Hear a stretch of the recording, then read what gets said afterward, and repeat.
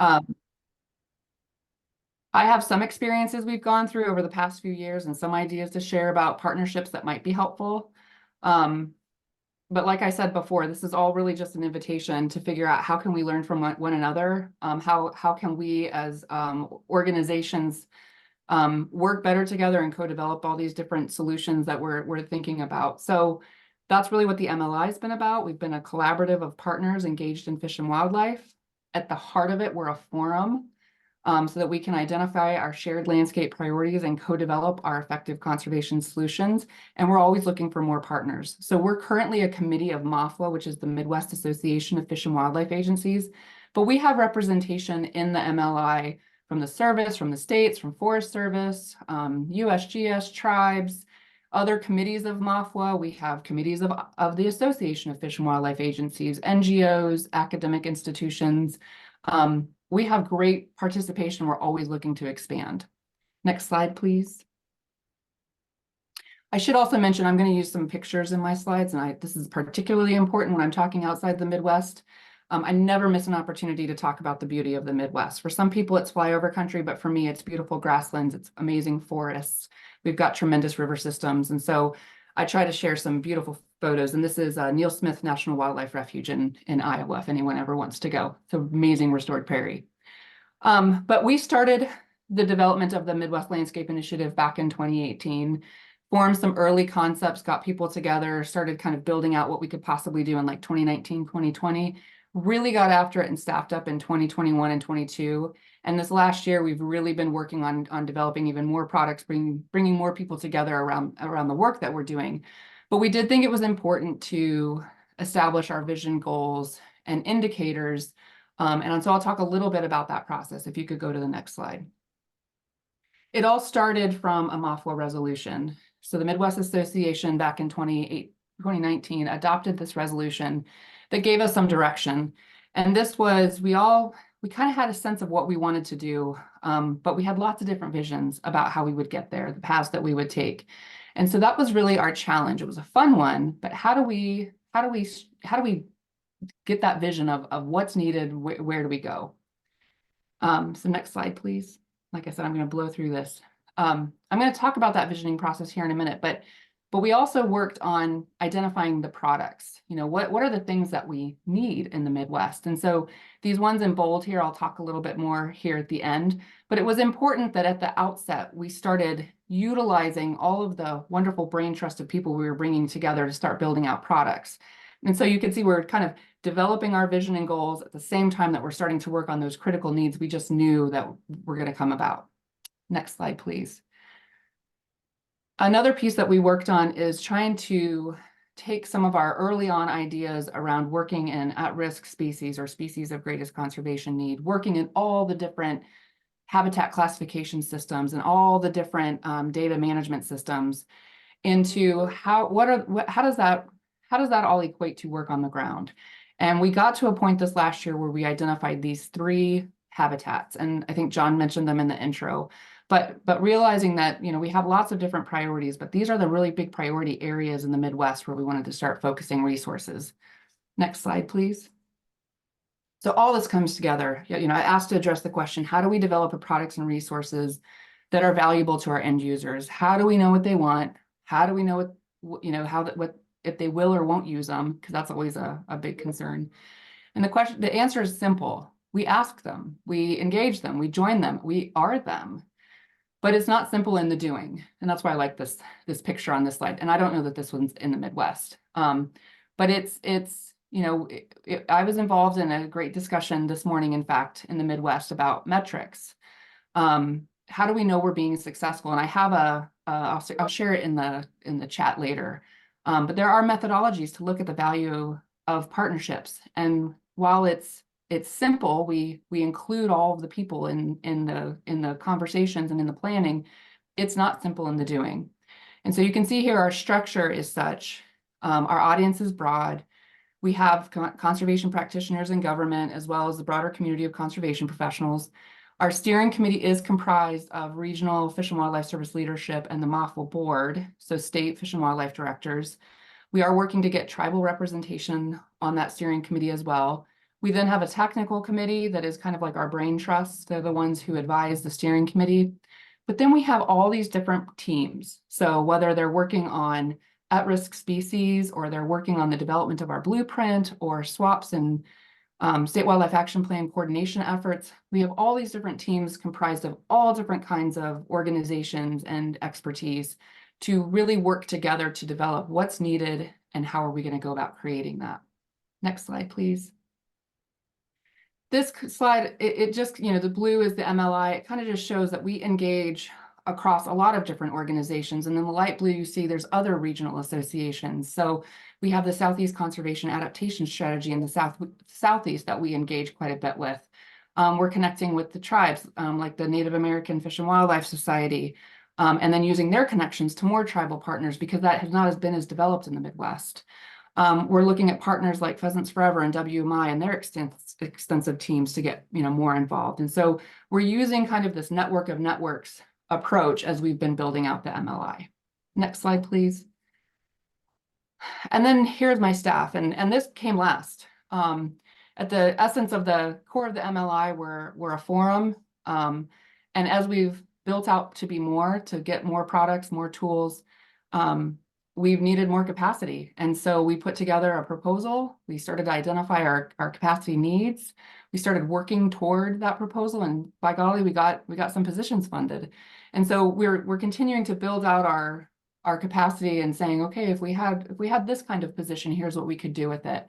So I would say that we're constantly experimenting. One of the things we're looking at now is how do we build almost like a portal where people can come work with us from anywhere from a few weeks to a few months, maybe part-time, bringing people together from across different organizations to work on one challenge at a time and co-develop solutions and products in doing so, and being able to create more of a networked scientific community across the Midwest. And so we're starting to play with that, and it's been really exciting.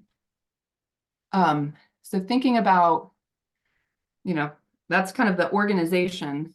I said I'd talk a little bit about our vision setting.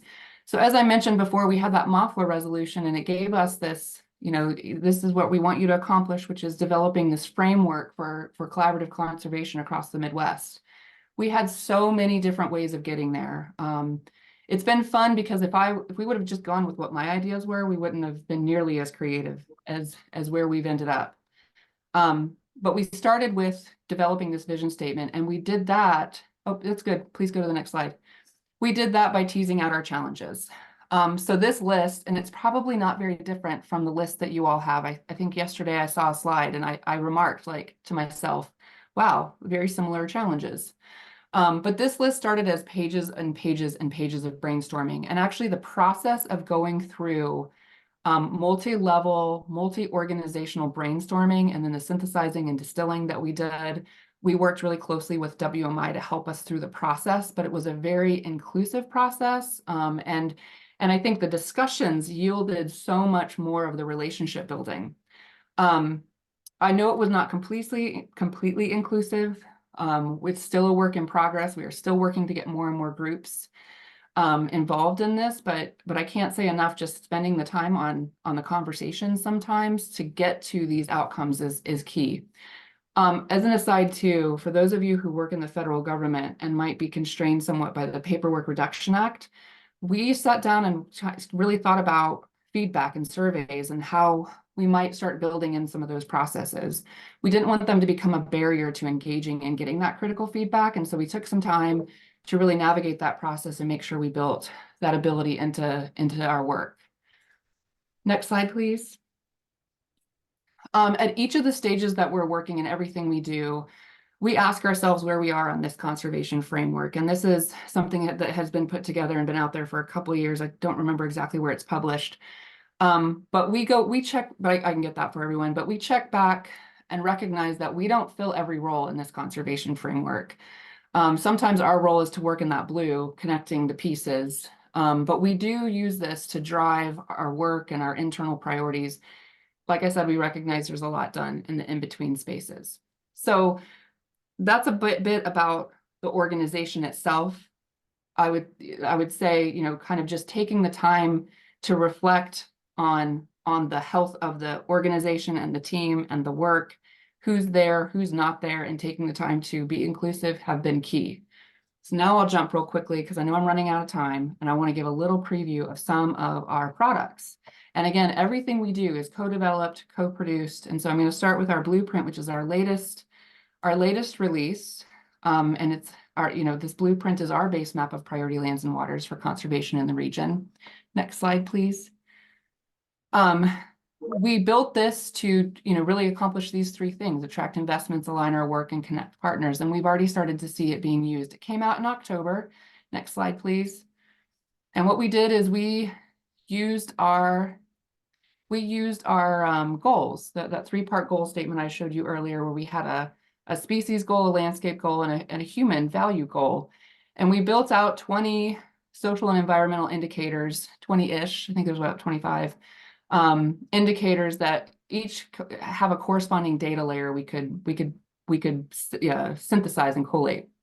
Next slide, please. And I should mention that there is on our website, which I'll show you a link to in a minute, there is like a 60-page report on how we put this whole thing together. So if you want to get into the weeds of how this was built and how we've done this and how we're planning to update it, please let me know. But we defined our spatial stratification because we wanted to be sure that we weren't comparing, for example, the Appalachian forest to the Black Hills. Very different landscapes, different priorities within them. And so we worked with some of the Forest Service and EPA level landscapes and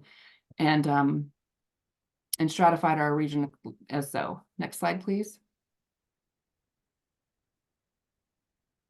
So then we again took a bunch of the different indicators and existing spatial layers for them, and we created this blueprint. Next slide. We also included a connectivity, because that's a really important aspect of conservation in the Midwest region. And so ultimately, next slide, please, got to where we have this blueprint that is now in its version 1.0. Not perfect. Certainly could use some feedback. Next slide, please. This shows our feedback loop. So it was that co-build, and now we're discovering more, learning more, and hopefully we'll incorporate changes into the next one. And there's a website. You go to mlimidwest.org, and you can get a link to every bit of information we have about this blueprint. What's really cool about it too is that not only can you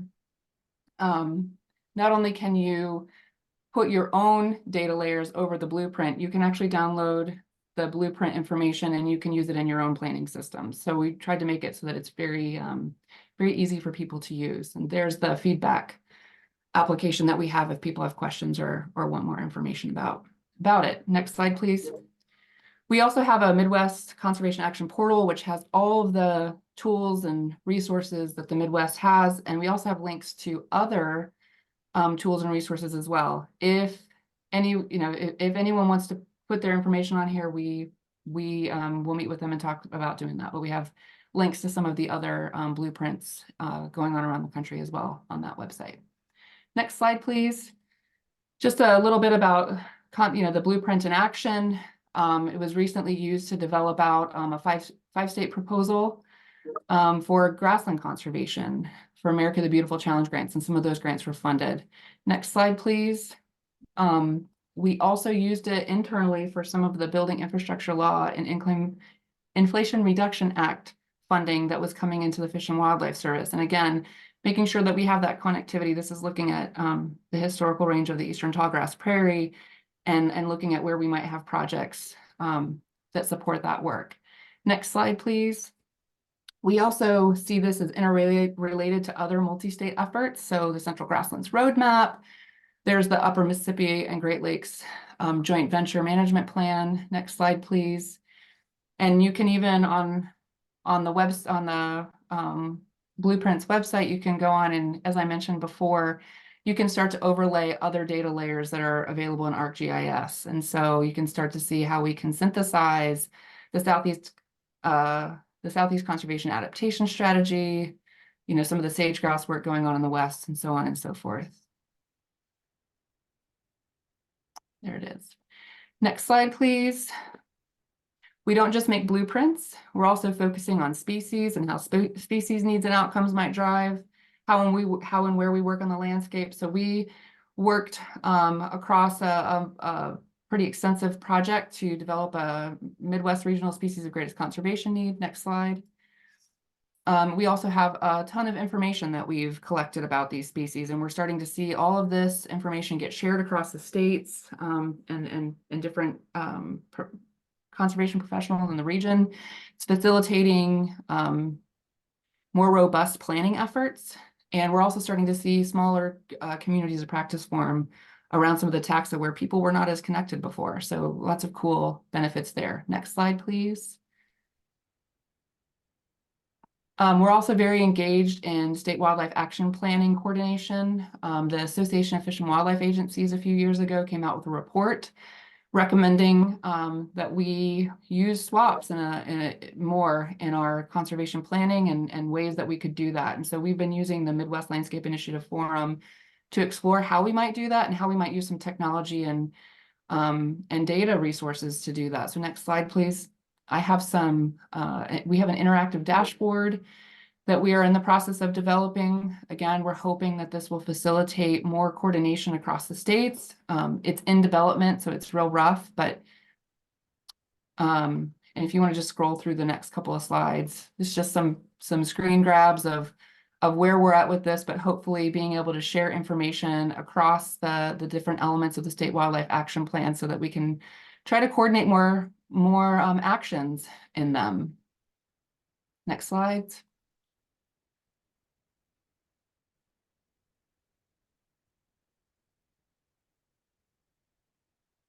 Apologize. The slides be lagged. Click next slide, but go ahead. Okay, yep. And this is just where you can see some breakouts by habitat. Next slide, please. I'll start to close because I know I'm short on time. I can talk about this stuff all day. But this last visual I'll show you really exemplifies, a why. And I think it's important that we always ask the why. Why are we involved in this landscape conservation? And I think we do this because, we have all of these different needs and uses on the landscape. We're in it together. And so how do we start to plan for this future? And if you could just scan through the next couple of slides, these are just beautiful images. I always like to leave people with these beautiful images of the Midwest. Oh, there was well, there's more information if you go to mlimidwest.org, and happy to meet with you and share our perspectives and anything that might help you all. We are happy to share with you all, and I will wrap up. Thank you again for having me here. Thank you, Kelly. I apologize for the bandwidth issue here. This was, of course, the only time you'll ever find it is when you're running an event like this. But thank you so much. I do want to move along to the next panel so that we have plenty of time for them. But there's a lot we can learn from the Midwest and your leadership. What really struck me was how you were able to bring together so many organizations across so many states.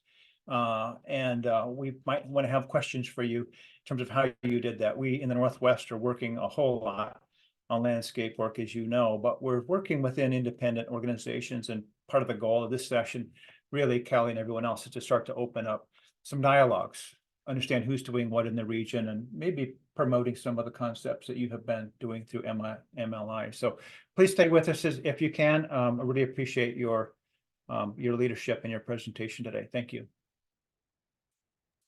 Thank you.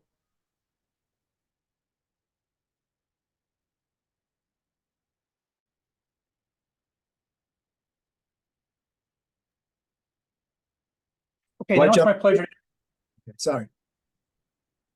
Shawn, can you hear me? Yes, I can. Okay, so let's move on to the first panel today. We have Shawn Finn from U.S. Fish and Wildlife Service moderating today. Shawn is a science coordinator for the U.S. Fish and Wildlife Service Science Application Program. He's done a whole lot of work with landscape collaboratives, really sort of moving them from concept to action, specializing in landscape conservation design. He's done a lot of work on social cultural needs, recognizing the effective delivery for human needs through ecosystem services necessary in all of his work. He really blends structured decision-making tools and spatial optimization modeling. So Shawn's got a lot of experience in this world. And I really appreciate him moderating the panel and bringing together the list that you see on the screen. So Shawn, let me turn it over to you to introduce your panel, and I'll do the screen shares, and hopefully everything stays on track. Very good, John. Thanks for all the wizardry back there. And thank you, Kelly, for your presentation and your very inspiring message from the Midwest. I think there's a lot we can learn out in the Pacific Northwest here.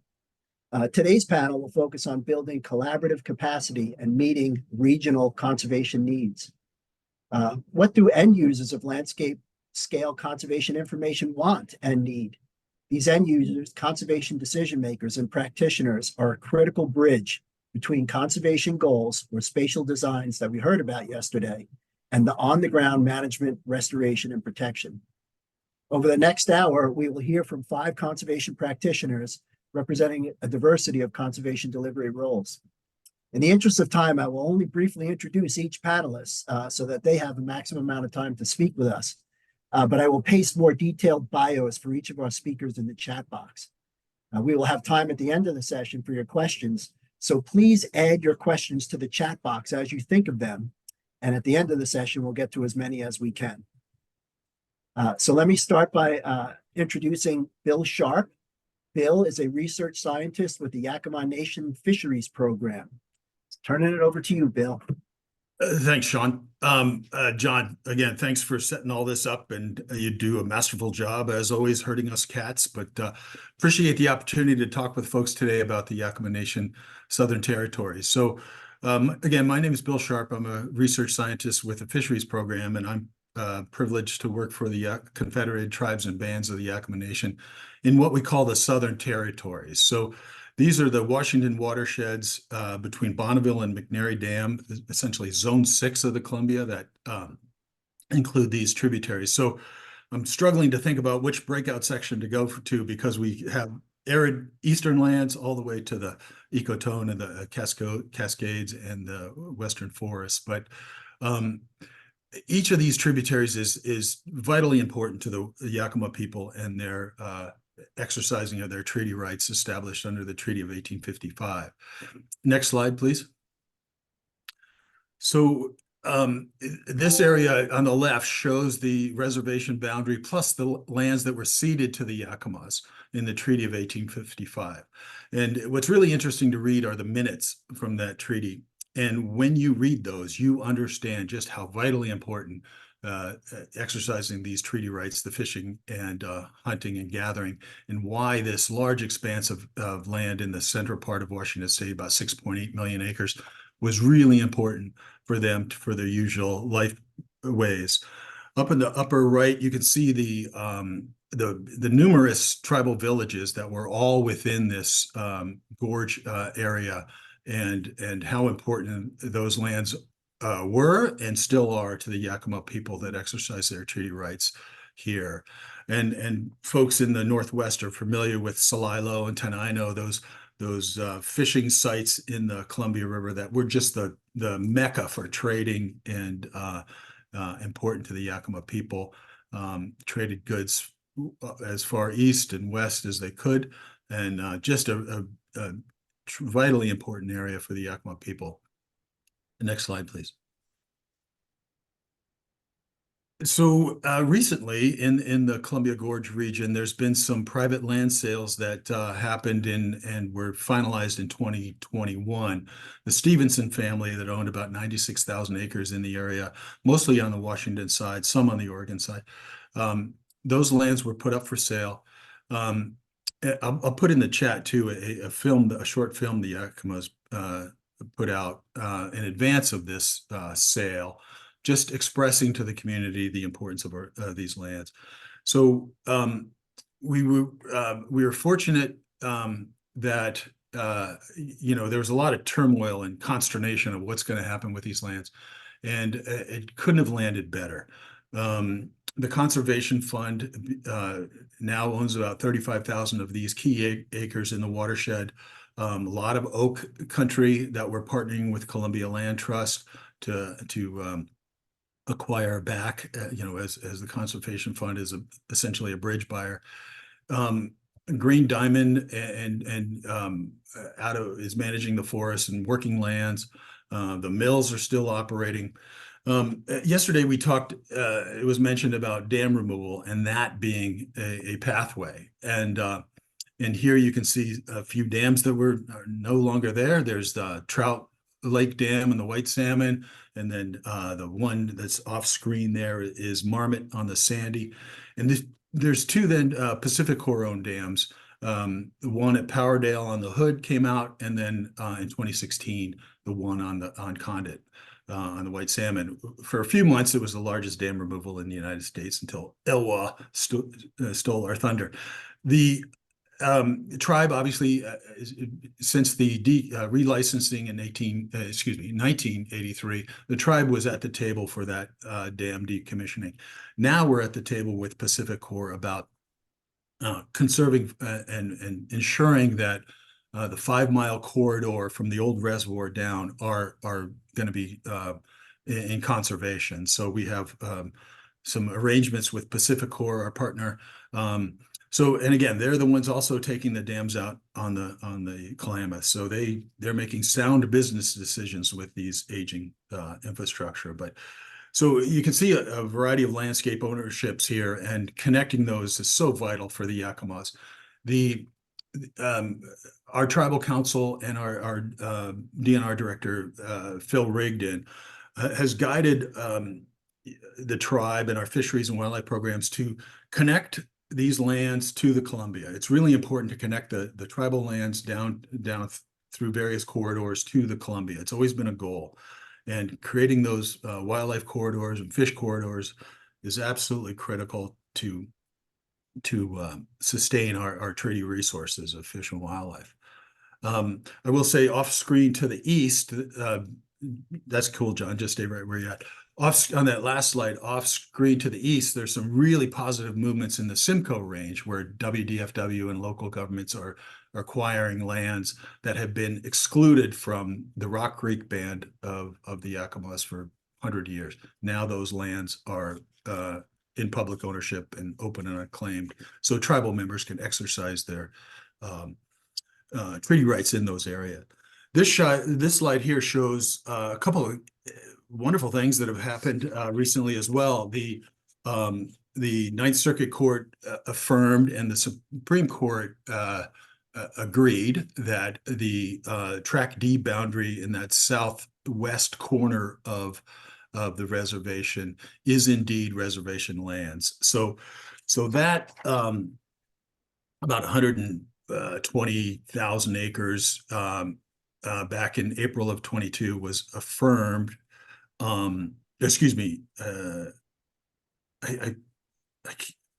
misspoke. I can't recall exactly when that transpired, but obviously 167 years that the tribe has been fighting to reclaim those lands.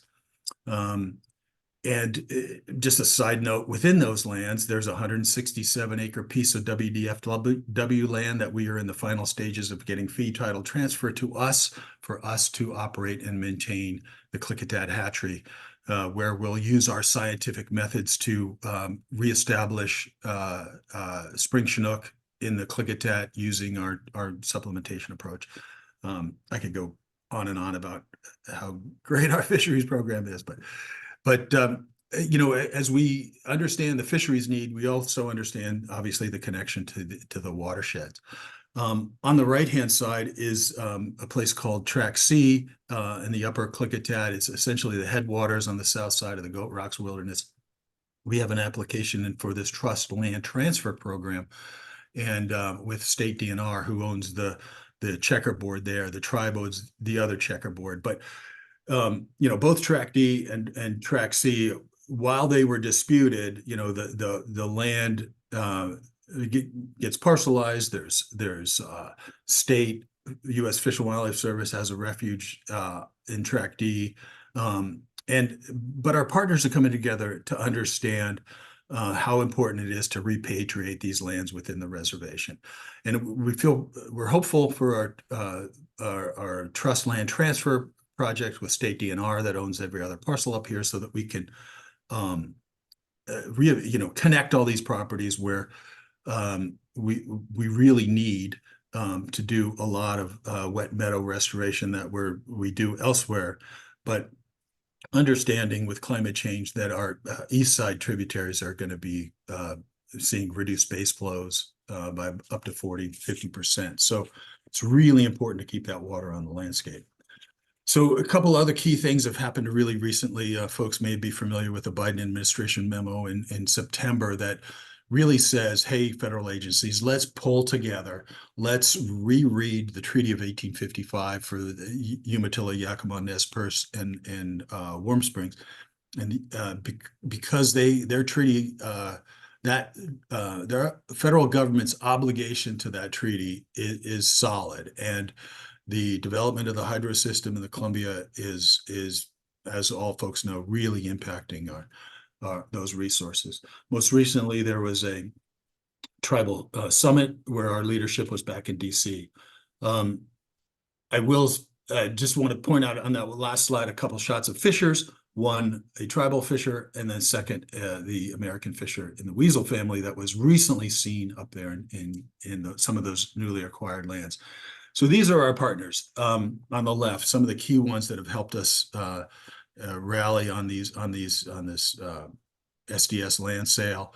And again, the Columbia Land Trust, we've been partners with them for decades and have really, really created some wonderful corridors. About 2 minutes left, Bill. Thanks, John, or Shawn. I see, a couple of, our local partnerships are absolutely key for us. I want a couple of international partnerships we've created. One with Nepal. You see Yellowwash there, where we've exchanged flags, and two of those people on the left-hand side from Nepal are now working for the Yakima Nation. One in our GIS shop in Shuba there. Folks may know we stole him from NOAA, but and Prati, his husband, Yukesh, are biometricians for the fisheries program. What I've learned a lot about was this group that came, students from the South Pacific, Marshall Islands, YAP, U.S. protectorates.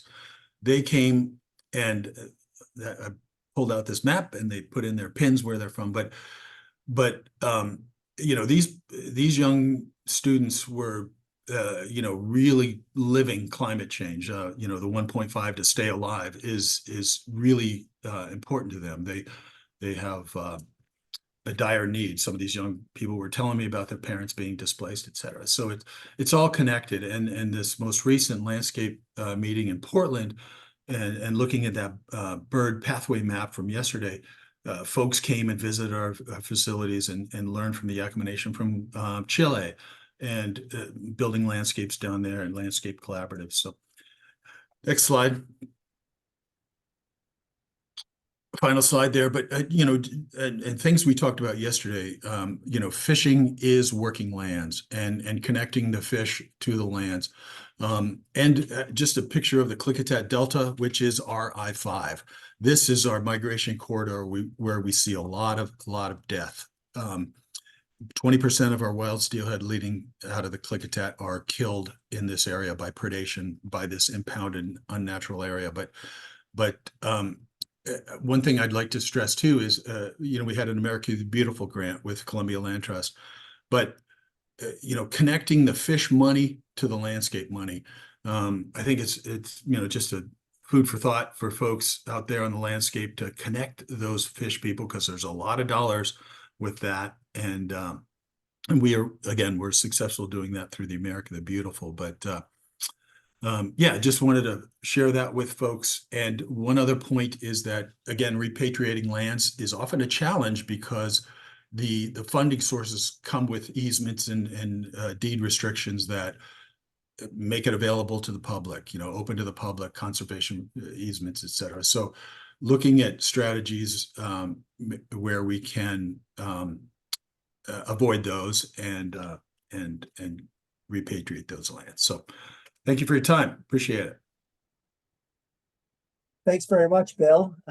Really appreciate it. And in the interest of time, we're going to move on here to Janet. But I hope you stick around because we will have time at the end of this panel session for some Q&A. So thanks, Bill. And moving on to Janet Gorell. who has been a landscape conservation section manager for the Washington Department of Fish and Wildlife for almost 5 years. Janet's going to tell us about conservation planning processes and state wildlife action plan updates. Janet, over to you. Thanks, Shawn. Good morning, all. I'm happy to be here, and I'll echo the thanks to the planners for this forum. When John asked for a presentation, I had a really hard time kind of wrapping my head around the questions that I think we were asked to address in terms of like end users and landscape scale information. Because our agency is so massive and we do that in so many arenas, WDFW has more than 2,000 people at this point. We have 6 administrative regions. We have essentially 3 resource programs that are fish, wildlife, and habitat. So we have folks that are distributed across the state, and many of them work in landscape scale partnerships. So I struggled a bit. I reached out to John to make sure that I was kind of covering the right things, and he told me 2 things, which were super helpful.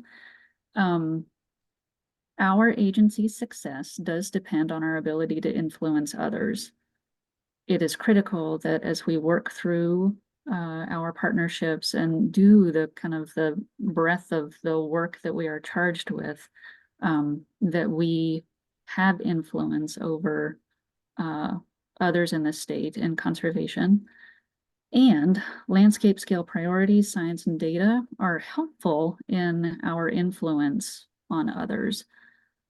So those 2 things are critical. And I want to stress that WDFW, in our varied planning processes, we do both create and disseminate landscape scale information. So we bring it in, we help to implement it, and we create it and push it out. So I'm going to basically just talk about 4 initiatives that we are engaged in. These are just examples. It's so hard to cover everything, but I'm going to try to stress either the information that we've consumed or the information that we've created to be helpful at a landscape level. Okay, so the first one is the Washington Shrub Step Restoration and Resiliency Initiative. This is brand new and is in response to the 2020 wildfires that burned on Labor Day. There were significant impacts to our very sensitive wildlife communities and shrub steppe, and of course the human communities. We lost livelihoods, we lost homes, and so the fires created and the impacts associated created this legislative proviso.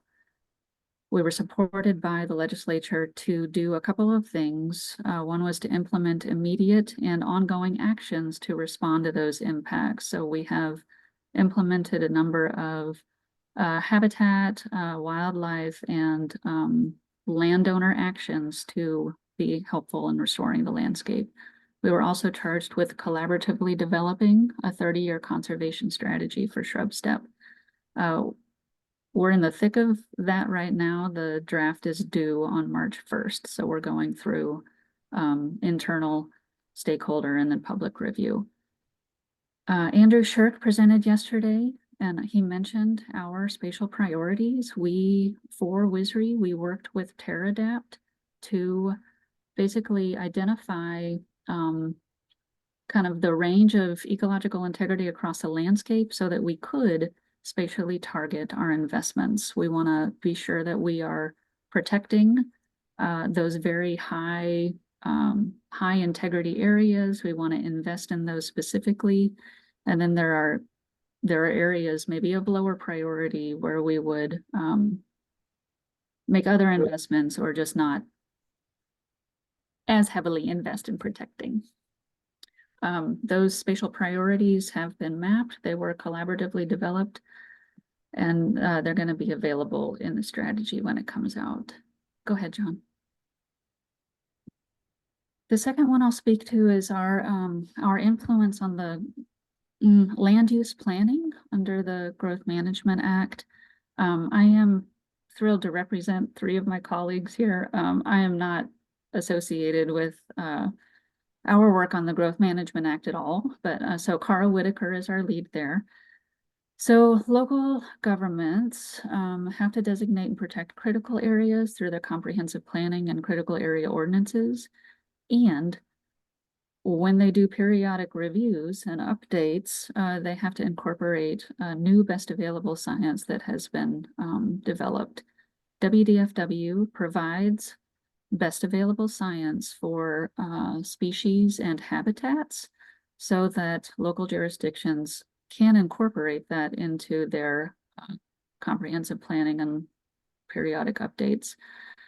I want to stress here that we do offer a number of things to local jurisdictions. One of those are listed there, but I want to stress that spatial data, management recommendations, and technical assistance provided through the Priority Habitats and Species Program. We are starting to incorporate more landscape scale data into PHS. We just incorporated biodiversity areas and corridors for Eastern Washington. We're working on that for Western Washington. So we're building out the PHS program to include more spatial content to be helpful to local jurisdictions. I think that's fantastic.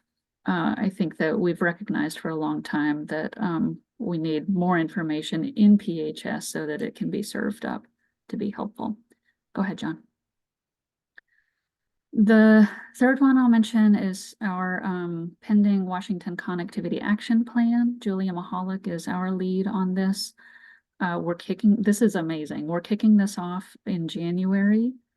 This is really I would say a partnership between WDFW, the Department of Transportation and Conservation Northwest, but it will be a collaborative process. And so come January, there will be, I think, a kickoff meeting with lots of stakeholders. I know that Julia is engaging tribes early in that process. But what we anticipate coming from this, it will include transparent, defensible, and repeatable prioritization process, like as the landscape changes with development and protection. I think that we want to be able to prioritize kind of adaptively where we, again, invest, right? We want to identify priority locations for connectivity. We already have 2 areas. They were mentioned, well, 3 areas yesterday mentioned relative to the I-5 and Highway 12 corridors. But part of this process will be to identify more locations for effort. And then we want to provide guidance on implementation actions. Go ahead, John. I see that I'm running out of time.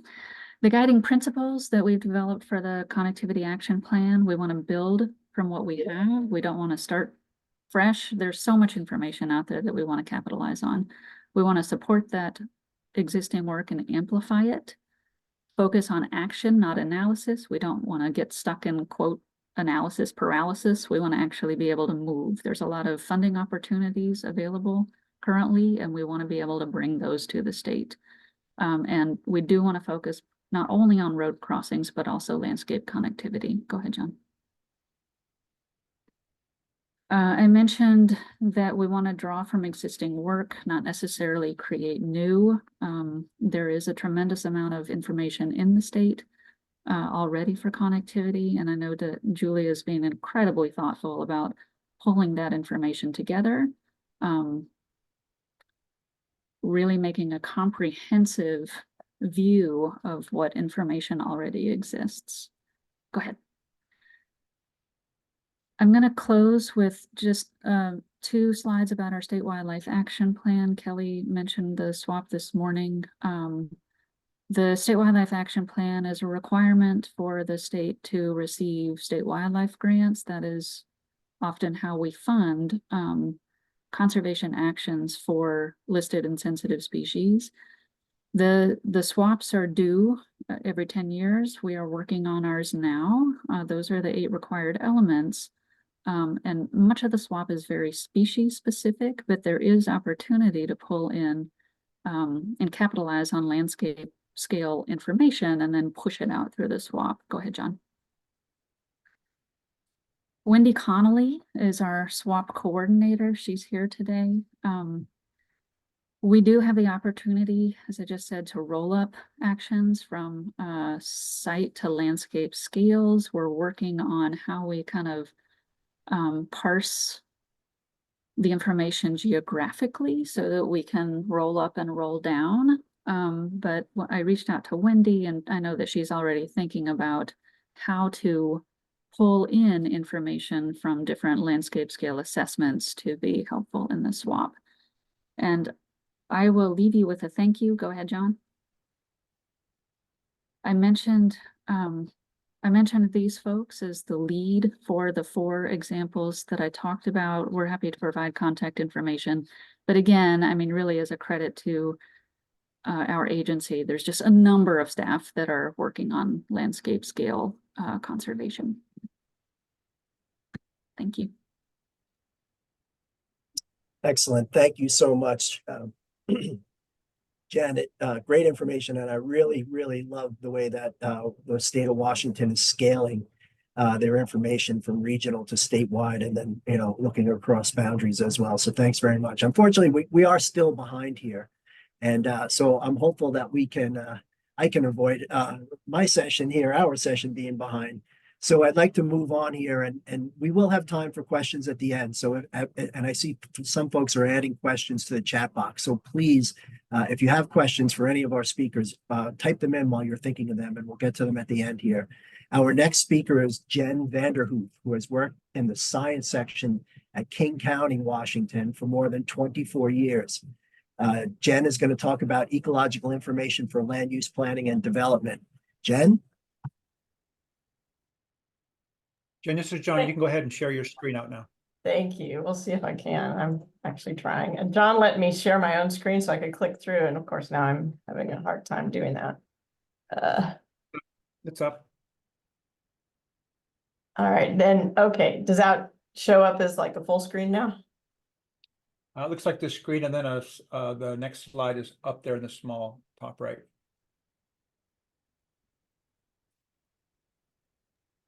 It appears that it's her notes. How about that? There you go. That's it. All Yep, right, you're yay. good. All right, thanks. I appreciate it. And following Janet's talk, a lot of this stuff is going to make sense. So just very quickly, in case you don't know where King County is, it's where Seattle is in Washington State in the Puget Lowlands, and it's tends to be a pretty developed area. And that will become important as I go through this. So I am coming to you as sort of a representative, well, really as a representative of local governments in need of data. This relates directly to some of the stuff that Janet was just talking about. So even though we're in Washington, I still think a lot of the things that I'm going to talk about are relevant to a lot of places, especially more developed places that might get a little bit overlooked in terms of the importance of wildlife habitat and connectivity. So here in Washington State, we have the Growth Management Act that was passed in 1990. And it required all local governments to prepare comprehensive plans and implement development regulations. So that's all good. In 1994, King County adopted our very first comprehensive plan under the GMA. But then it gets better in 2000 when the GMA was amended to require local governments to protect critical areas. So prior to that, there was like a tiny little mention of wetlands, but that was about it. So with critical areas, you get a much more comprehensive addressing of a lot of the important habitat types and ecosystems that we care about. And so these critical areas can include geologically hazardous areas, you know, like steep slope, volcanic hazard areas, those sorts of things, critical aquifer recharge areas, frequently flooded areas. And then the thing that's important for today is fish and wildlife habitat conservation areas. Now, those also have this really long list of things that they include.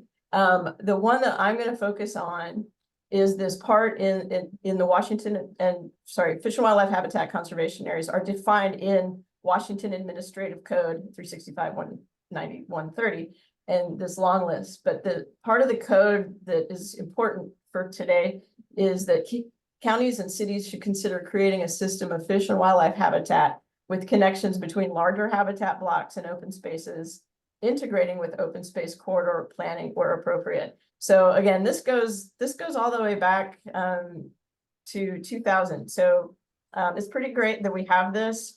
And what's even better is King County was a little bit ahead of the curve back then. By 1994, but for our very first comprehensive plan, before critical areas were even defined, we had already mapped and codified this wildlife habitat network. Now, how is that? So I'll say the purpose of this network back then, again, this is like 30 years ago now, was to protect the highest quality habitat areas, which were then defined as areas most likely to support the greatest diversity of native wildlife species. So that might be a little bit different from how we sometimes think of conservation needs now. But the other idea was to form a continuous network to provide natural cover at build out to allow animals to move across the landscape. So again, we're talking about an area where we know it's going to have continuous pressure for people to be building on their parcels. And so, you know, what does that look like when everybody's built wherever they can? We still want to be able to have wildlife simply moving around. So they were looking at high quality streams and wetlands, places where there was very little development. And so a lot of that ended up being places that were already publicly owned and trying to connect those often with streams and rivers. And so again, it was developed in the early 1990s. And I think the reason that they were able to get such a sort of wide scale thing codified so long ago, which would probably be impossible today, frankly, is that they started in the early 90s and incorporated bits and pieces of this map into different community plans. And so by 1994, when we're publishing the first comprehensive plan, you've already got multiple chunks of this already incorporated and voted on and accepted in all these community plans. So they were very strategic about that, as far as I can tell. This is a little bit before I started working at the county, just by a handful of years. But again, it was already in the 1994 plan. And the design standards were incorporated into the zoning code in 1994. And there were really two things there. One is that map of lines you want to be 300 feet wide, hopefully, and no less than 150 feet. Now, of course, if something is already developed, then that's sort of grandfathered in. And then the other piece of the code is that line that is, that mapped line, it needs to enter and exit a parcel at the same location. But if somebody needs to move it within their parcel, that they can do that. So that's kind of what the code is all about. So there are many, many problems with the wildlife habitat networks. I just talked about how great it is. There are many problems with it as well.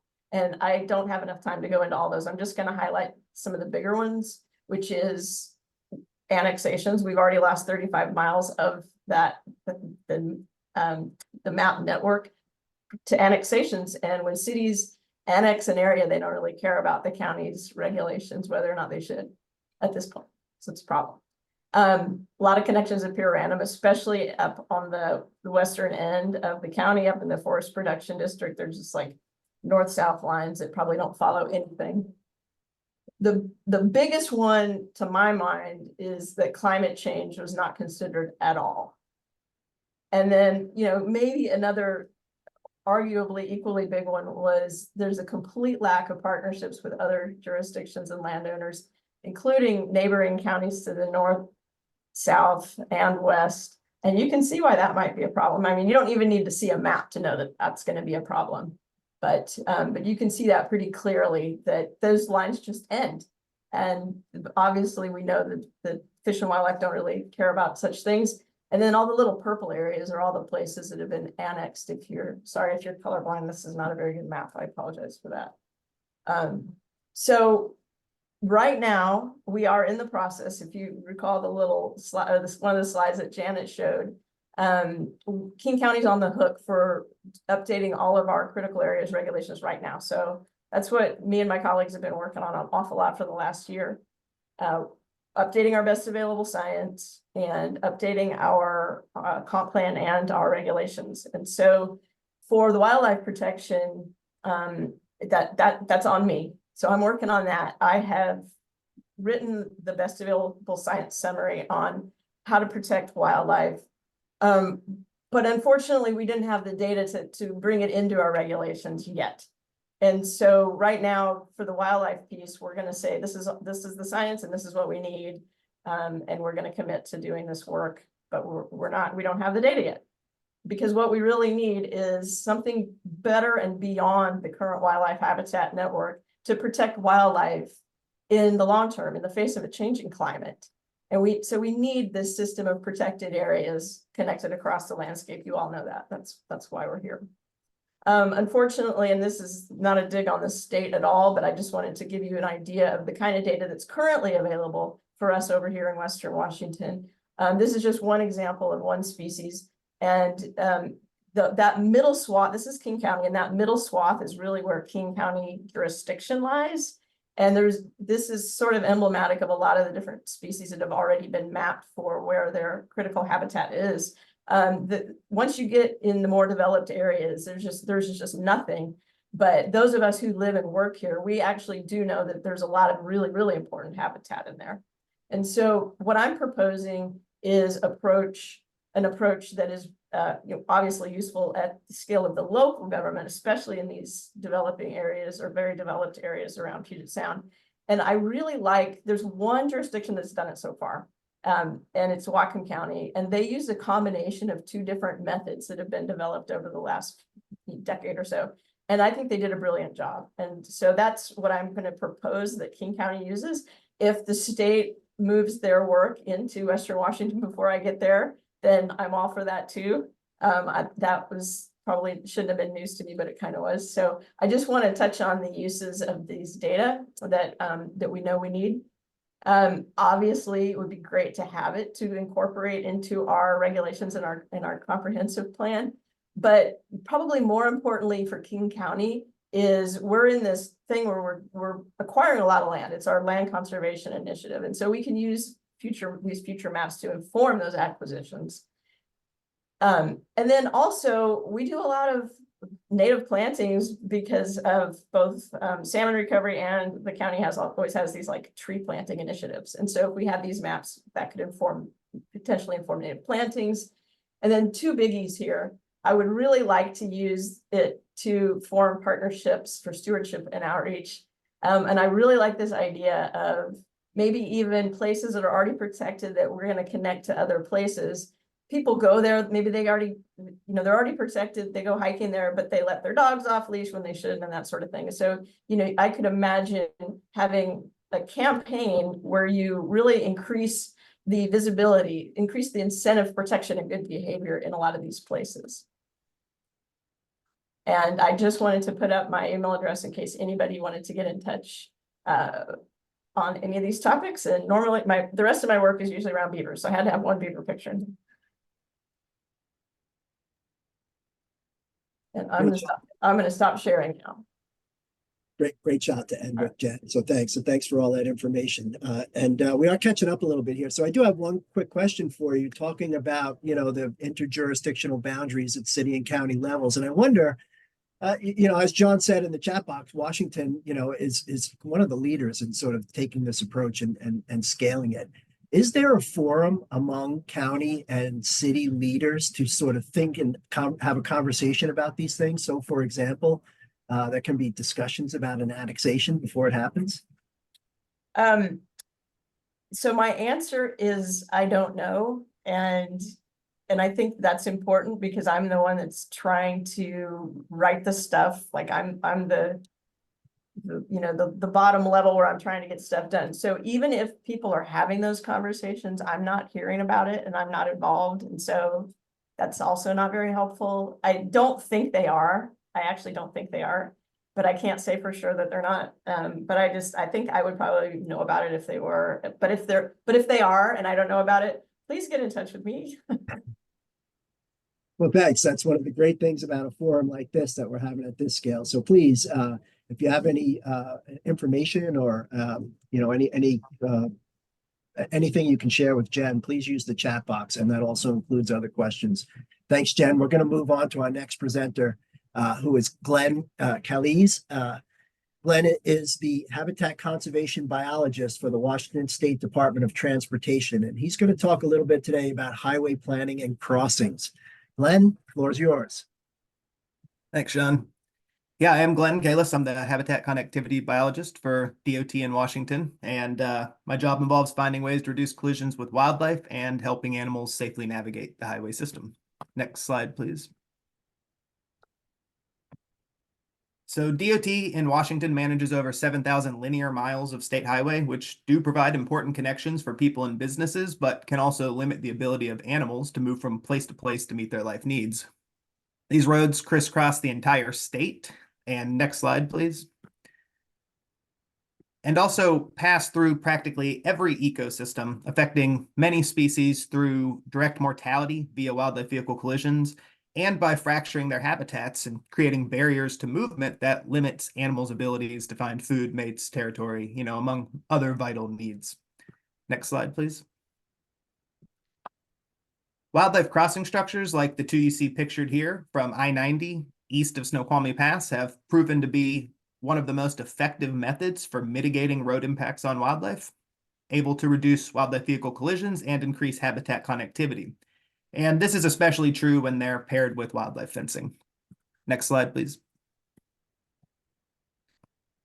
And wildlife crossing structures are extremely effective, typically decreasing collisions with wildlife by an average of 80 to 90%, while also allowing thousands of safe crossings annually.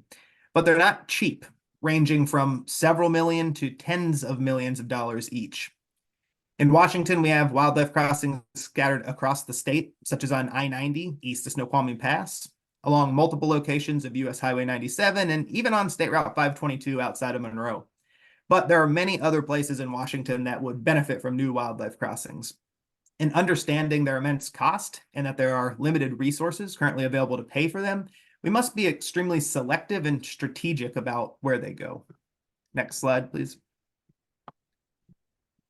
So to determine those priority locations for wildlife crossings, we consider two broad categories of data: wildlife vehicle collision locations and wildlife corridor locations. And this is speaking very generally. But wildlife vehicle collision hotspots are pretty self-explanatory. We use a variety of data sources to identify areas along the highway that experience the highest rates of collisions with animals. But incorporating wildlife corridor locations is a bit more challenging and requires that landscape level data that we've all been talking about these last couple of days. And that often comes in the form of habitat connectivity analyses, like those produced by the Washington Connected Landscapes project that Janet mentioned earlier. But we're also interested in the land status, both directly adjacent to the roadway and further away from it. Is it protected under public ownership, private easement, or is it vulnerable to development? Because the answers to these questions could potentially contribute to or limit the long-term benefits of these expensive wildlife crossings. Next slide, please. And it's somewhat of a tricky process because you need to consider the suitability of the habitat that's directly adjacent to the roadway, as well as the broader landscape, often miles away from a priority road location. For instance, if you want to ensure that wildlife can move from Olympic National Park to Mount Rainier National Park, for example, there are at least a couple major highway crossings that must be considered to facilitate such landscape level movements. And in addition to considering the long-term suitability of the road crossing location, we also have to consider the long-term suitability of the habitat leading up to the road crossing location, those wildlife corridors. And landscape scale data, such as these habitat connectivity models, help predict wildlife corridor locations and where they cross highways, giving us at DOT a much better idea of priority locations for wildlife crossing structures. So while we're considering only one small point along the highway system to place a wildlife crossing, we're hoping to tap into the broader wildlife movement trends of an area to achieve that optimal placement and thus benefit the most species and individual animals. Next slide, please. And another way we utilize landscape data is to build justification for expending those significant resources on wildlife crossings. Not only do we need to identify important areas that offer the most bang for our buck, but we also must convince the decision makers to fund both the planning and construction of these things. Those habitat connectivity models help build that justification, but other sources of data help too, especially those that employ empirical data. For instance, this is just a quick non-comprehensive list of recent information that we've utilized, whether in proposals or memos or recommendations for wildlife crossings. Cougar genetic connectivity studies in Southwest Washington that indicate that Interstate 5 is limiting cougar genetic diversity. Upcoming cougar connectivity models based on GPS data and a network of wildlife cameras that will identify cougar corridors and help validate those expert-based models. Department of Fish and Wildlife derived ungulate migration routes, including where and when they crossed highways, determined again with those GPS collars. And then similarly, elk tribal movement data in the Skagit Valley. Same thing there, which helped pinpoint an optimal location for wildlife crossing on State Route 20 very recently. All of this has been very helpful, but we're often lacking similar types of information for reptiles, amphibians, and small animals. Next slide, please. So as mentioned, we've incorporated landscape conservation data into prioritization frameworks at WashDOT. A few examples include our draft habitat connectivity priority zones, or those statewide locations most in need of wildlife crossing structures. You can see the top 15 draft locations on this map here. And these zones are intended to fill the void of priority highway crossing locations while the Washington Connectivity Action Plan is being developed, which you just heard about from Janet as well. That's anticipated to be complete in 2025. And that Connectivity Action Plan is an interagency and organizational strategy that will identify priority areas both at the highway interface and beyond that are necessary for facilitating landscape connectivity. It will also provide a roadmap for future conservation actions to benefit connectivity. And then finally, at WashDOT, we have a third model that we use internally that evaluates the entire highway system at the 1 mile segment level. And the primary way we use this, shorthand refer to it as the HCIP, is when we're identifying which fish barrier removal projects that we should recommend terrestrial wildlife connectivity enhancements for, because there's a lot of overlap between those two goals.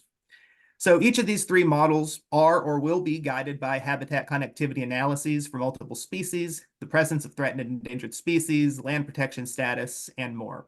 And the long story short here is that landscape scale conservation data drives wildlife crossing, prioritization, and justification at WashDOT. Next slide, please. I believe this is my last one. And those collaborative partnerships we've all been talking about are a must if we want to get wildlife crossing structures where they need to go. First and possibly foremost, we need to consider landscape protection both adjacent to the road and away from it, which I've alluded to. If we're going to build multi-million-dollar structures, the land directly adjacent to that structure needs to be protected from future development. But beyond that, we also want to ensure that the wildlife corridors leading up to the structure remains undeveloped, or at least passable to wildlife. And I'll use this I-5 priority location in the Castle Rock vicinity as one example. This stretch of interstate was identified as one of the last remaining opportunities to provide connectivity across I-5 between Olympia and Vancouver, Washington, which by doing so, we could link the Cascade Mountains with the Willapa Hills and by extension, the Olympic Peninsula. Orange parcels on this map are protected under public land ownership and green are private timberlands. Unshaded parcels are privately owned. So those industrial timberlands and privately owned parcels need to be addressed so that we could avoid a potential fracturing of this wildlife corridor if, and let's just say when, wildlife crossing structures are built. Because wildlife crossing structures have an estimated lifespan of 75 years, and we need the habitat leading up to them protected for as long or longer, ideally. And you're probably not surprised to hear that WashDOT is not in the business of land acquisition for conservation purposes, but selecting a wildlife crossing location depends on protected areas.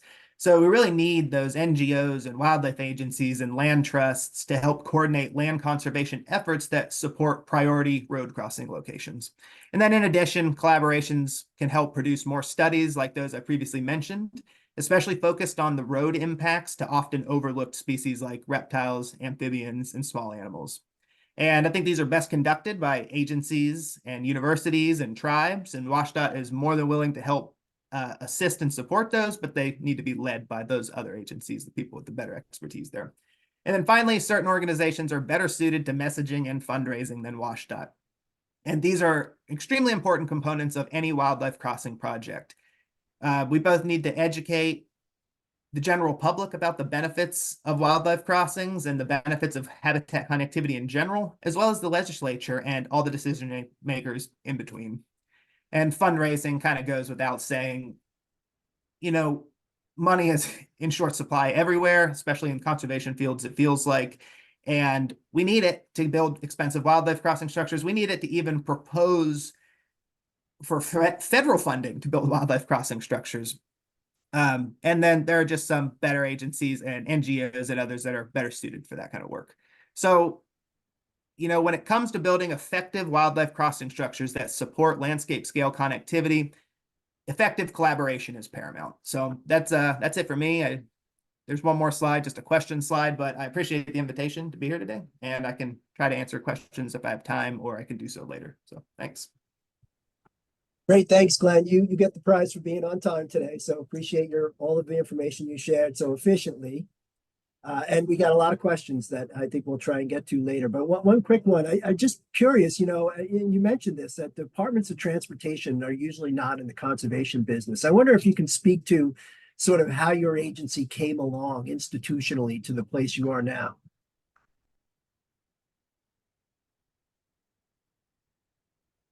You're on mute, Glenn. Thanks. I muted myself, thought I was done. But yeah, I'd have to think about that a little bit to give you a better comprehensive answer. But I can say that Snoqualmie Pass East project, which will have taken over 30 years to plan and construct and develop by the time it's finished, has really, I think, helped educate people throughout its long lifespan. And then you get to see these major successes. You know, about 6-7 months ago, we passed the 20,000th safe wildlife crossing of large animals alone. That doesn't even include all the small animals and reptiles and amphibians that we're also documenting without cameras. And so just being able to see this long-term plan come to fruition and be massively successful, I think is really motivating and inspiring to others within the agency that are outside the biological realm. And so I think that's part of it. We could do more, and I hope that we're going to be moving in that direction as an agency, but I am pretty proud of WSDOT and their involvement in the habitat connectivity world. Excellent. Thanks very much, Glenn. And as I said, you're getting a whole bunch of questions, and so we'll get back to them after we give an opportunity for our final speaker on this panel to talk a little bit about their experiences. And that final speaker is Brian Stewart, who manages Conservation Northwest's Cascades to Olympics conservation program out of Southwest Washington. Brian's going to speak about conservation organizations, that is essentially NGOs' use of landscape science. Brian, thanks for joining us. Thank you, Shawn. It's been great. A lot of information the last couple of days, so I'm going to shotgun blast everybody with a whole lot more, just to add to the massive amounts of stuff here. So real quick and fast again, I'm the Cascades Olympics program manager. I will talk fast, so if you have a pen, don't bother writing, you won't keep up. Just listen or record. So, you know, we do all kinds of work all over the state using this sort of data and collaborations, but we're just going to talk about Southwest Washington, which is my turf, as it is. There's a map right there of landscape integrity for, not landscape integrity, excuse me, composite map from the working group stuff that everyone's been talking about for Southwest Washington. And we use it frequently. Next slide. To do all sorts of stuff. And I think, and I'll just throw next slide in there quickly. So if there's a delay, could be an issue. Yeah, so this is a quick list, a shotgun list of all the stuff we're doing with the maps or things that have led to the sort of other partnerships or other, projects that we're working on because of the data that we get. Go ahead, next slide. And just to kind of give everyone a sense of like the vast array of different projects that we do and the collaborations we do. We'll start here. So here's modeling we haven't done yet, but we will. You see some of the partners there, WSDOT, Wolfhaven, Conservation Biology Institute, Defenders of Wildlife, UW. So we use data all the time, but in this one, we're going to attempt to put an anthropogenic conflict pre-wolf arrival, right? So not sure anyone's ever done that before, but the idea is to model their habitat before they show up so we can get on the ground and do sort of limit the sort of conflicts you have, which is something we use with the data as a conservation organization. So next slide, that's one example. And it's a good example. We're not done yet. It's been 2 years in the process, but we're getting there. The next example is the working group that I run, the Southwest Washington Working Group, which many of you are a part of. We do everything there. We talk about anything that has to do with connectivity in the region, which means it's pretty broad, but at the same time, we do a little bit of collaborative. We do a little bit of projects sort of presenting to one another and getting ideas and help and feedback and developing partnerships through that. And we use the data to do that. Next slide, please. It can get a little unruly at times, but it's good, and everyone there's really great. So everyone's talked about I-5 a little bit. We have been using data on I-5 for probably 5 years now to try to get advocacy before the working group stuff came out. And when it came out, it was sort of like, okay, now we've got the sort of, respected group that sort of traditionally does this stuff in the state. And they're agreeing with us. Under I-5, how do we do that? Glenn talked a little bit about that, so we won't get into it too much. But this is a great example of huge collaborations with lots of folks involved, and just starting to get that ball rolling, and people join on every day, so that these things do not happen without massive partnerships. Next slide. And I think we all know that, right? Everyone kind of has to. We need everyone else to get stuff done, so it's super important. Here, talk about the linkages that Glenn just talked about, just for half a second, but yeah, we need land ownership on each side. So that's conservation easements. It's working with landowners. It's working with agencies. It's helping with acquisitions. It's writing comment letters. It's sort of watchdogging all the stuff going on in the counties, whether it's a ACP plan or whether it's a shoreline master plan or whether it's all these things that you can get kind of activity science into. We work on trying to make sure that's included, especially in these places, in northern southern linkage, in those counties that reside within them. Go to the next slide. Another thing that we do, collaboration or attempt to do, hopefully I think we can do better, is collaborating with everyone to do these things, right? How do you steering committees, technical groups? Here's a flow chart. It doesn't flow, right? It just kind of goes everywhere. But just an idea of the kind of groups it takes to facilitate the kind of ideas, the disciplines required. So no one group in any of this stuff could do any of these things on their own. And so it takes all these folks to make all these things happen. And some of these things aren't realized yet, and some of these things are realized. So I think it's important to note that there's room for more people. There's room to be more inclusive, but we are trying to think that way, because we don't really get anything done unless it does look like this. Next slide. And slides are a little delayed, so I'll try to slow down a little bit. Acquisition of properties. DFW does this frequently, where we use connectivity mapping to write comment letters or to even have action alerts where people call in and say, we think this is a good purchase. That's TransAlta. This is a quagmire of a thing I won't get into too much, but it's a great example of a parcel or parcels that would add massively to the corridor that exists there and would help connect areas. But obviously there's a lot of politics and stuff involved, but this is another example of how we use that data. And we use it in partnership with other folks too. So, just another example of how we do the work. Next slide, please. And that's an interesting parcel. If anyone wants to talk about it offline, let me know, because I could talk for days about it. Chehalis Basin strategy. We've got flooding. We've got aquatic species restoration going on. So what? Well, connectivity is involved there too. And we've been using the maps for beaver that we did in the Cascades to Coast analysis to try to help them identify areas for restoration. But then more importantly, we have a proposal in with other partners to try to see how do we connect all these projects in the basin, right? You've got all these aquatic species projects, but they're not connected riparian corridor via riparian corridor. And so there's a chance that invasives move back into some of these restoration spots. So how do we use those maps to identify the corridors that run along riparian banks and then restore those areas as they were? Next one. So it'd be more beneficial not only for the ASRP projects, but for terrestrial connectivity and climate change adaptation, of course, in the long run. Another example, this is along I-5 and kind of part of the Chehalis Basin strategy, because it kind of connects up to some of that stuff, is working with vets on a huge 120-acre parcel to monitor for wildlife. We've got a lot of cool stuff getting picked up there. And this would be one of those special and rare private landowners that is interested in wildlife crossing, would be okay with one there. And it's all about it and helps us kind of, work towards that end. There are other things going on there, but I think this land will probably be in conservation for some time. Next slide. And if this plays, if John can play it, we just had this picked up, and this is about 100 yards, this vet's property, about 100 yards from I-5, this picture we're about to see next. And thank God we didn't lose the camera, but it's about you can throw a rock and hit the cars on I-5. This bear came up, and we had a cougar in that week. We had a bobcat in that week. We had a bunch of elk and deer. So this is a great example of we're in an urban interface. You wouldn't expect to see wildlife, and yet it is a hotbed of wildlife activity. Being able to get them across that freeway is key, because this is a serious it's an issue, right? If you got bears and cougar and everything hanging out on this one little, well, not little, but 120-acre parcel area, it's probably because they got nowhere else to go, and there's a lot of development around, and a lot of development scheduled to happen. So go to the next one. Trying to stop that, or at least do it responsibly, is a key part of using some of this, some of the data, especially in the conservation world. Oh, it's playing. Still slow. It's too bad. Anyways, he breathes right into the camera and huffs into it. And usually they take your camera out, but they didn't do it this time. So pretty stoked about that. A little bit more about the ASRP. On the left there, there's the beaver maps that we worked on. You know, if you look where all the centrality of all those sort of the corridors are, they're right up where the ASRP stuff is. So it's a great example of like, there's stuff that one person's using, another person's not using. And if they're overlaid, you go, oh my God, they line right up. But you don't know that until someone comes along and say, hey, I have this map. It looks like your map. Can we talk about our maps? And until that door-to-door map person comes up, it's complicated to try to get this information to the people, and they may not always have the right information, or they may not even believe your information. I know what I'm doing, and I don't know what your maps are about, but my maps are plenty good. So you run into that a lot. Next slide, please. So here's the Satsup River project, something, you know, Washed Out approached us about.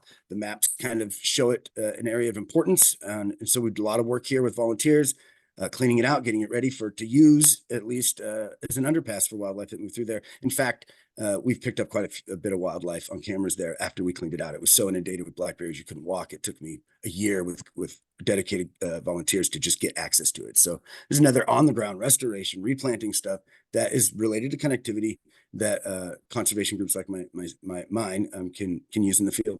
Next slide, please. And that's also a place that floods a lot. So it's an interesting dynamic area. A lot of interesting stuff going on. And here's sort of like the overall, what we would like at that sets up. We'd love to see fencing and all this, but maybe we won't get it. But until then, we're going to work on cleaning that stuff out. It matches up with the maps. It matches up with what DFW is doing as far as acquisition along the banks of the Chehalis in the area and the Satsup where they converge.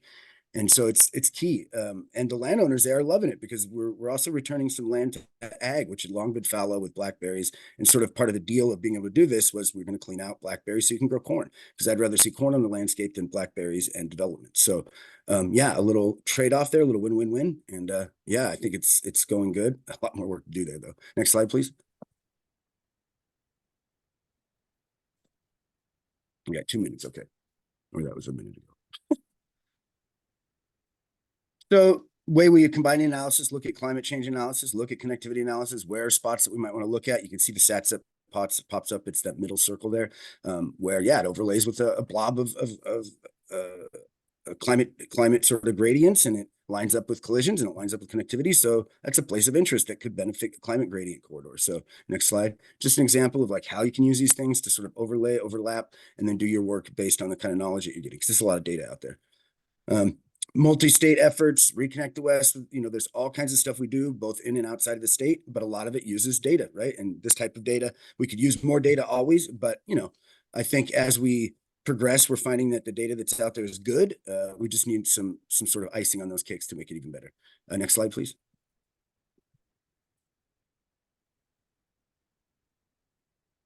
Yeah, and then help other folks, right? Other individuals, other agencies do this, right? How do we use that data? That's something we do. We'll consult, we'll hang out, we'll steer, we'll do anything we can to sort of make it, you know, useful and sort of digestible by other groups that may not have done this yet. And so that's something we do anywhere we get a chance, you know, because, you know, the way I see it, connectivity doesn't have borders of any type.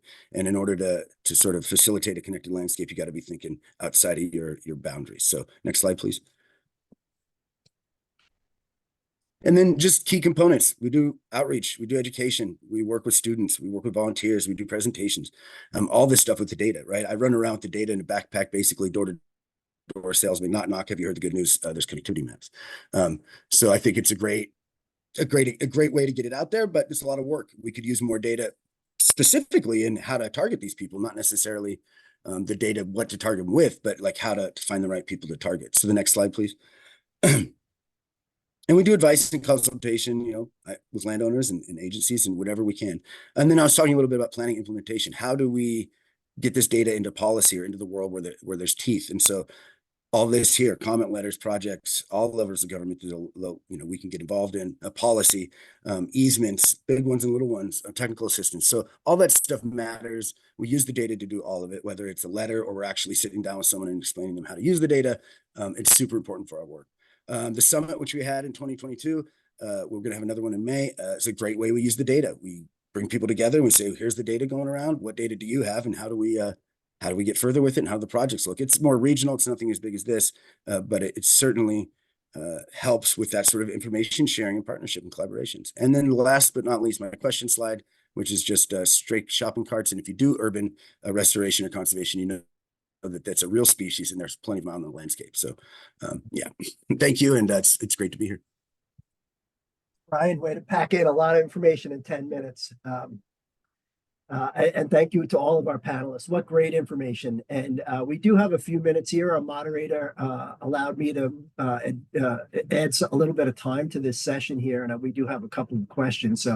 But I want to thank everyone again, all of the panelists, and thank you all for submitting questions into the chat box. I have to tell you, if you've been keeping an eye on the chat box, you probably see that there is as much information sharing as there are questions there. So I'm sure this chat information will be part of the final report, maybe in an appendix or something. But if you have a chance, it wouldn't hurt to scroll through and see some of the great conversation that's going on here. Okay, so all panelists, I'm going to ask you to turn your camera back on. Hopefully you didn't flee while you had the chance, and we'll have a chance to check on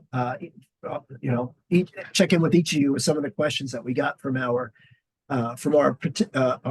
audience today.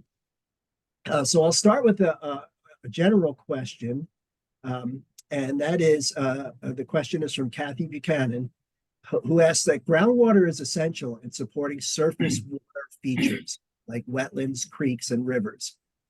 Has restoration activities in any of these projects presented considered habitat restoration to increase groundwater infiltration, or limiting overdraft of the aquifers, or requiring new proposed development to protect groundwater? And it's an open question. So anybody want to talk about groundwater and its role in conservation at the landscape scale? So Shawn, Bill Sharp here. I could touch on that briefly, but yeah, that's obviously a key component for us in the fisheries realm. Restoring these sponges, getting that summer base flow replenished. And there's efforts through ecology on aquifer recharge in the areas I work for domestic supplies. Yeah, we know, with climate change, like I mentioned, it's going to be absolutely critical. A lot of those tributaries that come into the Columbia provide critical cold water refuge for fall and late summer migrating salmon, sockeye, fall chinook, coho. Folks are probably familiar with 2015 when we lost so many of those fish because of a warming Columbia. But I work with the Corps of Engineers, EPA, others, to those receiving waters, the tributaries, and how we modify and enhance those cold water plumes as these fish hopscotch their way up in a warming Columbia is going to be so critical. But I mean, our habitat team, it is full throttle on wetland restoration, using beaver analogs, also, or capturing beavers, putting them back out on the landscape. Everything we can possibly do to keep that water on the landscape longer is what we're after. So I'll end with that. And I could, I'm not the right person at WashDOT to really speak on this, but we have a really pretty large and growing stormwater retrofit program that also just received tons of funding from the state recently to start prioritizing stormwater retrofits across the state. And again, I can't really provide any details. Tony Bush is the stormwater program manager, but if you want to learn more about that, you can reach out to me and I can put you in touch with the right people. But I expect with the amount of money that's going into this, the workforce that's growing, that this could be a major win for water quality as a whole, just cleaning all that stormwater runoff from the highway system. Great, thanks, Bill and Glenn. Any other panelists want to chime in on groundwater and the importance of groundwater and landscape scale conservation? Just briefly, since mostly I think about beavers, I actually got a grant from Department of Ecology to study the stream flow and water storage effects of beaver dam analogs up in the high elevation systems here in Western Washington. So we're hopefully moving forward. We're continuing to move forward with the project in the Upper Green River watershed. And it's, if anybody wants to talk more about that, I'm happy to. But yeah, the water storage being not just surface water, but also groundwater.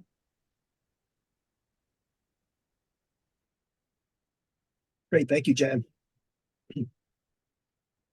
So the next question I'm going to ask was specifically for Glenn. So we'll start with you, Glenn, and then anyone else is welcome to chime in as well. The question is from Robbie Sosin, who asked, based on your studies and analysis, which seems to be the better method of wildlife crossing structures around highways and interstates between underpasses and overpasses? Is there any data that we can use to answer this question?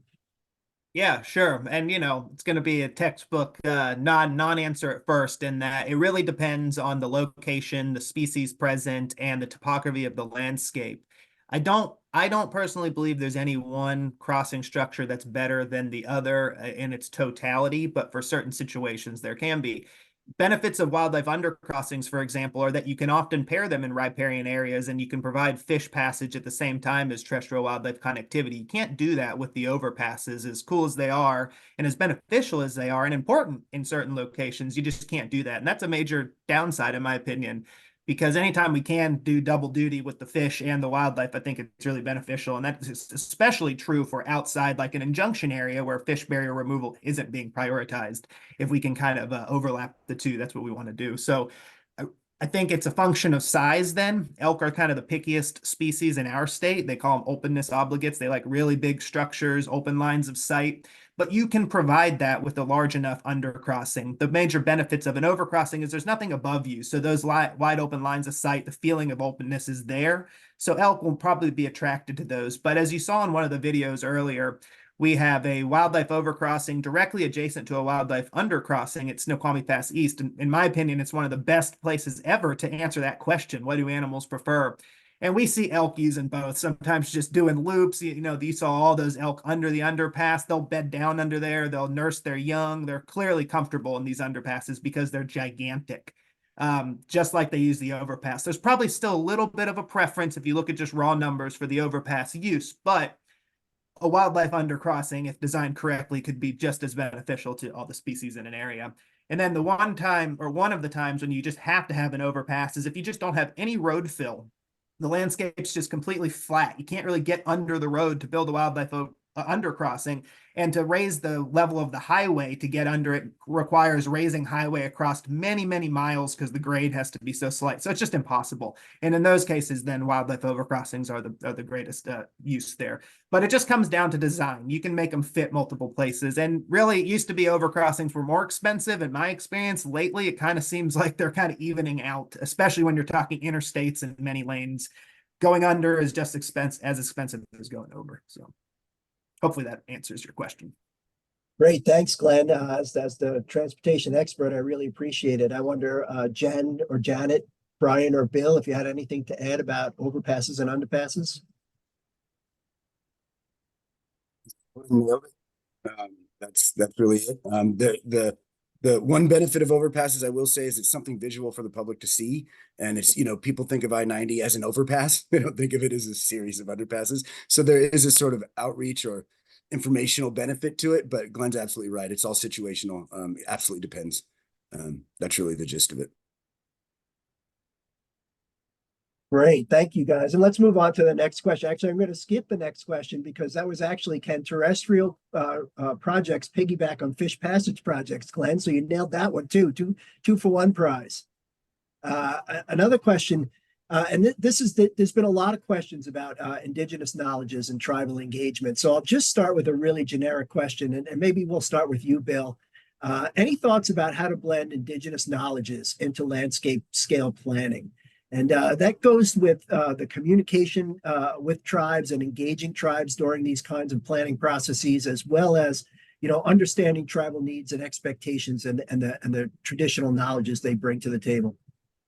Yeah, thanks for that question. And it was mentioned yesterday how important it is to engage tribes, and various tribes have differing capacities and abilities. But again, with our partners like Columbia Land Trust and folks that blend that, the tribal traditional ecological knowledge on the landscape and connecting those life ways where tribal members continue to exercise their treaty rights.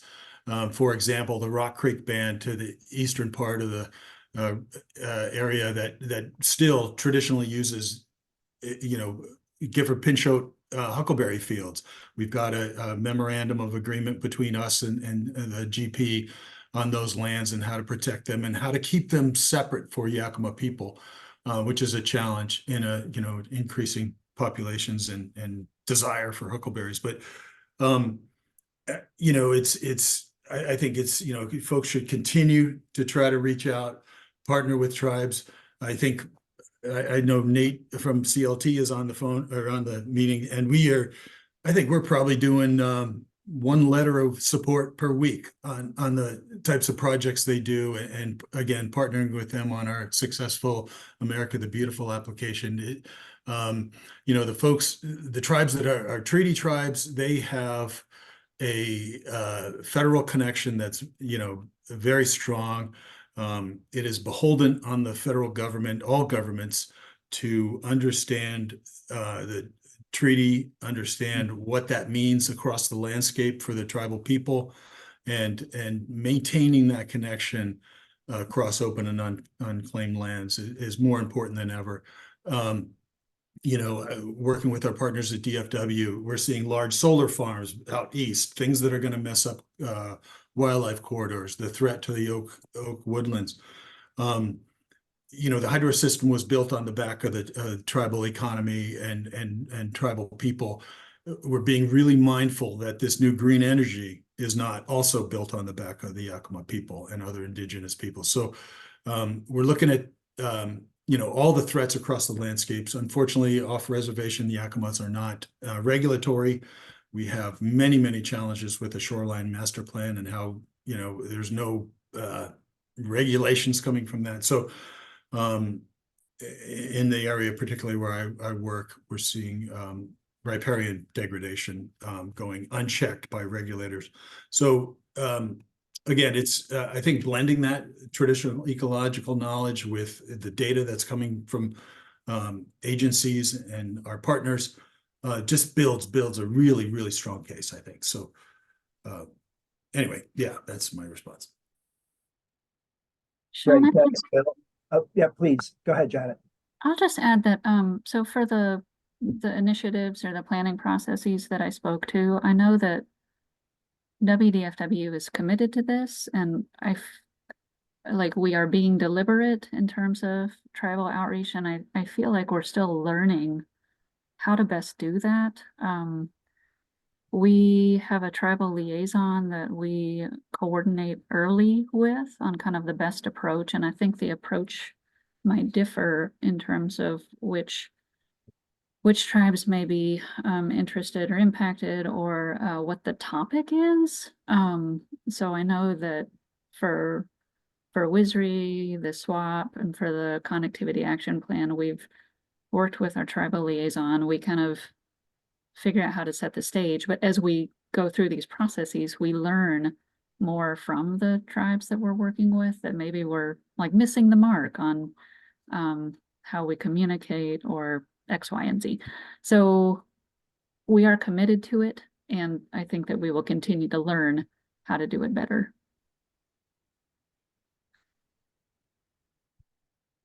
Thank you, Janet. And Jen, I wonder if you might be able to provide some insight at the scales that you work at. I don't know if I'll be able to provide great insight. Trying to think. I mean, I think that I could probably partially echo what Janet just said, is that we're trying to learn how to do these things better. But I think personally we have a long ways to go. I don't think we're not at the very beginning. But we can always do better. But yeah, I don't have a whole lot to add. Sorry. That's okay. Thanks, Jen. And, if I may chime in as moderator a little bit, I can answer the question. A lot of these are stemming from Kathy Buchanan, but many folks are interested in this. And I can tell you from my experiences, one of the real challenges, for example, Kathy just said person-to-person communication is the best. And we all know that's true in every part of our lives, right? But in particular with the federal government, and I think a lot of state governments, is that the expectation, and in some cases, our treaties call for sovereign leader to sovereign leader relationships. And that's really hard to make happen, right? So the president's not going to, call my tribal partners and, speak to their tribal council. So that communication at scales can be really challenging. And obviously at the ground level and when we're out in the field, it's easier. But there are structural barriers in place that we all need to work on, to make this a better blended sort of conservation future that includes indigenous knowledges as well as various kinds of Western science. So thank you all for that. We have time for one. Yeah, everything you said is right on. And in fact, you use the word conservation futures. I would say the person that would actually know the answer to your question for King County or for the people I work with is somebody that works in the conservation futures group. So that's part of why I don't know the answer. It's just, that's not the work that I personally do. So. Fantastic, Jen. I think another takeaway there is there's a lot of expertise out there, right? And we all work in these expert networks. So let's continue to collaborate and make these things happen. Thanks. We have just a few more minutes for one more question. Brian, I'm going to ask you to be brief, but I'm going to pose this question to you. It's from Vicky Finn. And she asks, what is your highest funding priority? She says, in other words, if you had a signed blank check, what's the first thing you'd do with it? Oh, that's a good question because there's so many needs. I think getting the agencies the capacity they need to actually do the work we need done would be the first step, right? Whether that's an engineer, whether that's scoping, whether that's, just the basic stuff. We find ourselves fundraising, we find ourselves backpedaling, we find ourselves looking for change in the couch, which is great and all fun, but in reality, it's not the sort of funding we need to get stuff done on the scale that needs to be fast enough to deal with things like climate change and development. And it's because the agencies don't have that capacity, it falls to us sometimes, which is difficult for us because we don't necessarily have the agency an agency has. So yeah, that would be the big hiccup. And I think we would use the money right away to increase capacity at WSDOT and DFW and other places to help us do our work. Good answer. One more minute. Any other panelists want to talk about what they would do with a blank check? I could just mention from the transportation side of things, I think of this in a dual lens. What are the worst highway barriers and where are the worst highway mortality sites via wildlife vehicle collisions? And for those two, I would say we would want to address US 97 between Riverside and Tenasket. It's the worst deer collision area in the state. Deer are the most commonly hit animal on our roads in our data. And then Interstate 5, I believe, is probably the largest barrier to wildlife movement and a barrier to the largest patches of wildlife habitat. There are millions of acres in the Cascades, the Willapa, and the Olympic Peninsula that are effectively cut off by Interstate 5 that sees anywhere from 40 to 150,000 vehicles a day in that stretch. And we know anything greater than 10,000 vehicles per day is probably a complete barrier. So I'll try to address the worst barrier and the worst collision area if I had a blank check. Well, if I had a blank check, I'd hit all the priority areas, but if there was a limit to that. Okay, Vicki, you have to narrow your question a little bit. And I just want to just put a plug out for two tribes too that recently received federal money in the habitat connectivity realm. The Still-Squamish tribe got $8.5 million to build a wildlife overcrossing on State Route 20 in one of the worst elk collision areas in the state. And then the Puyallup tribe got over $200,000 to start a feasibility study on US 12 between Randall and Packwood, another of the worst wildlife or elk collision areas in the state. And also both are very ecologically important. And so tribal priorities are generating connectivity wins for everybody. And so it's like even more important to think about these things. And just that's also an amazing accomplishment for those tribes. So I just wanted to throw that out there. Great, thanks. Thanks for those kudos. Another thing we need to constantly do is celebrate our successes. There's not as many as we need in this field. And so when we have them, so thanks for mentioning that, Glenn. I want to thank all of our panelists here as we end this session here. Please join me in giving them a virtual applause. And an appreciation. Again, I'll mention there was a tremendous amount of dialogue going on in the chat box, and we will capture that.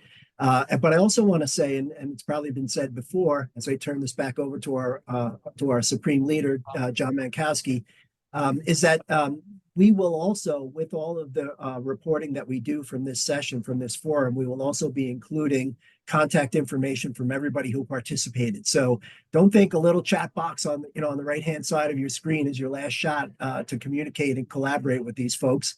And please continue on. So with that, I will thank John for giving us some extra time for this panel session and turn it back over to John to move us to the next part of the agenda. Thank you, Shawn. Thank you, panelists. Amazing presentation. I want to keep us moving because the last segment of our workshop is important as well.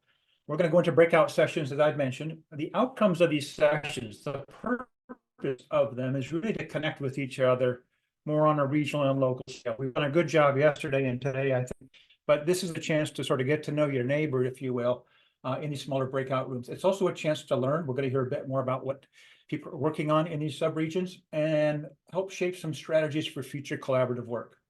The logistics are these. We're going to do breakout rooms based on a region of interest. So we have a coastal region, mountain region, arid region, or other, and they're all equally important. We're staffing them all the same way, and the discussion questions are all the same. So join the group that you think you're most connected with, but don't be shy about joining the other group as well. Maybe you don't have a particular connection, or maybe one room is too crowded and you want to have a quieter room. So feel free to pick the room of your choice based on your region of interest. Everyone's going to be sent to a breakout room. Please use your mute unless you're talking in the breakout room. And again, I'd recommend you keep your cameras on to facilitate making these connections. Each room is going to have a facilitator and a note taker who will take over and help guide the discussions. The note taker is going to use a Jamboard that he or she will share with everybody to help capture the notes and the input that you all provide. After this 1 hour session, and I'm going to make it more like 50-minute session, you'll be returned to the plenary, and we'll have very brief reports out from the groups, just so you can all hear what's happening in each room. The prompting questions will be in the Jam screen. It's going to relate to stressors that you're experiencing in your region, strategies that you're employing to address them, and then a few minutes on topics for additional collaboration. All of those are equally important. I'm going to ask the moderators, facilitators in the breakouts to think about 15 minutes on each question. So these are the 4 breakout rooms, and we have identified facilitators and note takers. You know who they are by now. We're also welcoming David Roberts from Peak Sustainability LLC, who's going to help facilitate one of the groups as well. The rest of them you've been seeing and hearing from throughout the course of the day. So we're getting ready to make this now. Here's how we do it. I'm going to activate the breakout rooms. In the lower right, you should see a pop-up that invites you to join the breakout room of your choice. But it's not always the case. Zoom is weird that way. If you don't get that little pop-up, then click your More button, and you'll see this set of menus, and then choose your breakout room that way. So that's how you'll activate your breakout room. Then when we come back, we're going to have just a couple of quick minutes to wrap up and close the session out. So I'm going to activate the breakout rooms now. I'll stay in the plenary room and assist with anybody who needs help moving to their breakout room of choice.